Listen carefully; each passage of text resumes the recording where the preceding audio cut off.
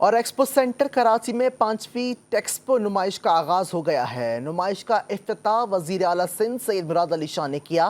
اس موقع پر گورنر خیبر پختونخوا فیصل کریم کنڈی، وفاقی وزیر تجارت جام کمال اور صوبائی وزراء سمیت دیگر اہم شخصیات بھی موجود تھیں۔ دیکھتے ہیں عروج رضوی کی رپورٹ۔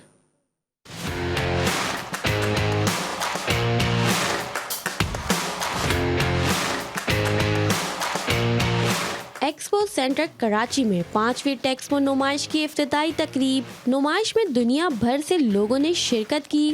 اس نمائش میں مختلف ٹیکسٹائل کمپنیوں نے اور یونیورسٹیوں کے طلباء نے بھرپور حصہ لیا، جہاں جدید ڈیزائنر اور ٹیکنالوجی کا مظاہرہ کیا گیا۔ ایکسپو سینٹر میں تقریب سے خطاب کے دوران وزیر اعلیٰ سندھ سید مراد علی شاہ نے کہا کہ اس طرح کی تقریب عالمی کاروباری برادری کے ساتھ روابط کو فروغ دینے کے لیے اہم ہے۔ This exhibition signifies the tremendous potential of both these sectors as well as their critical role in our nation's economy. Pakistan has long been renowned for its rich textile heritage and leather craftsmanship, both of which are recognized worldwide.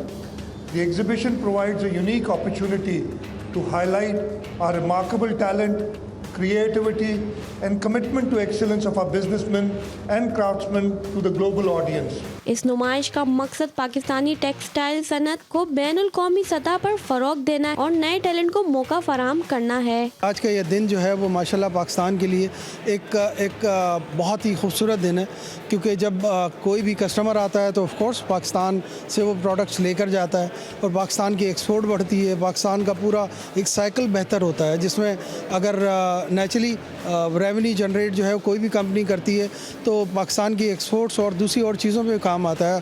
ٹیکسپو textile نمائش پاکستان کی صنعت میں نئے افق کی نشاندہی کر رہی ہے۔ کیمرامین رخسار بیگ کے ساتھ عروج رضوی، 5 نیوز کراچی۔